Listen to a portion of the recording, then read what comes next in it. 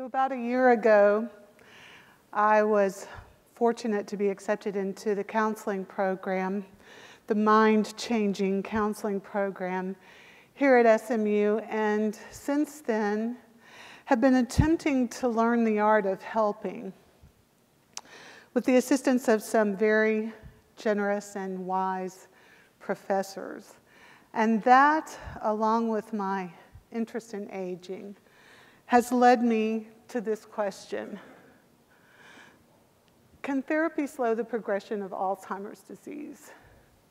So as I've been thinking about all of these things, I've noticed some things about how ideas come to us, how new ideas come to us. And one of them is sometimes they're built on existing ideas. Sometimes we have to be willing to look at things a little differently. And sometimes they come with passion from a place in the heart. And this is no exception. Her name was Katie. She was a loving wife, no-nonsense mother of 4 big boys, and the best grandmother that a girl could ever hope to have. I never heard her say an unkind word about anyone or anything, ever. Her love and patience and understanding just kept coming in a never-ending overflow of warmth. I was so blessed to have her. She was so remarkable and amazing to me. And this is good. I have her eyes. So when I was a little girl, we'd go places and it never failed. It was mentioned. Oh, is this your granddaughter? Oh, well, yeah, it has to be because she has your eyes. Did you know that you have your grandmother's eyes? So when we would be alone together at home, we would play this game, and Grandma would say, "Where did you get those beautiful eyes?" And I'd say, "From you." And she'd say, "Oh, no, your eyes are much more beautiful than mine." And I'd say, "No, yours are more beautiful." And so it went with us. We'd go back and forth, deeming each other beautiful as grandmothers and their grandchildren often do. So, Katie is the reason that I'm driven to serve those with Alzheimer's and their families. And her existence really is at the forefront of a seemingly random series of events that has brought me here today. So honored to be sharing this story with you. She is the one who stirred my passion. And we're going to come back to Katie later, I promise. But first I want to talk about another inspiration to me, a man by the name of Viktor Frankl, who's a psychiatrist, a Holocaust survivor, and the founder of a psychotherapeutic theory that was based on the driving force in our will to meaning, or our need to have a purpose in life. And I have a short 3-minute clip here of him speaking to some students in Toronto in 1972, where he's at the beginning of this segment giving the results of a survey that was given to some American students in which they were asked what they considered to be important in life. So let's watch. You know what the top category was? 78% of these American youngsters were concerned, as they expressed it themselves, with finding a meaning and purpose in their lives. So there's a realistic view on man. And you know, you won't believe it, gray hair, my age, I started taking flying lessons recently. Do you know what my flying instructor told me? If you are starting here, wish to get here, say east, heading for this, and you have a crosswind, you will drift and you will land here. So you have to do what we pilots call crabbing, he told me, C-R-A-B, crabbing. You have to head for north of this airfield, and you have to fly that way, you see, as if you headed in this direction. If you are heading here above this airfield, then you will actually land here. But if you head for here, you are landing here. This holds also for man, I would say. If we take man as he really is, we make him worse. But if we overestimate him,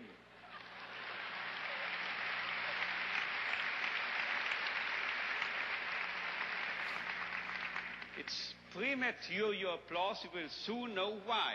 If we seem to be idealists and are overestimating, overrating man, and looking at him that high, here above, you know what happens? We promote him to what he really can be. So we have to be idealists in a way, because then we'll wind up as the true, the real realists. And you know who has said this? If we take man as he is, we make him worse. But if we take man as he should be, we make him capable of becoming what he can be. This was not my flight instructor, this was not me, this was Goethe. He said this verbally. And now you will understand why I, in one of my writings, once said, this is the most apt maxim and motto for any psychotherapeutic activity.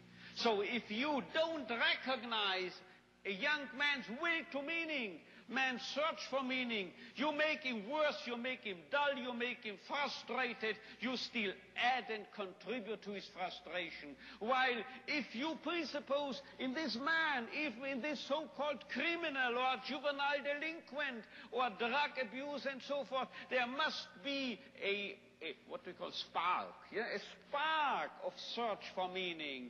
Let's recognize this. Let's presuppose it. And then you will elicit it from him, and you will make him become what he in principle is capable of becoming. Yeah, amazing.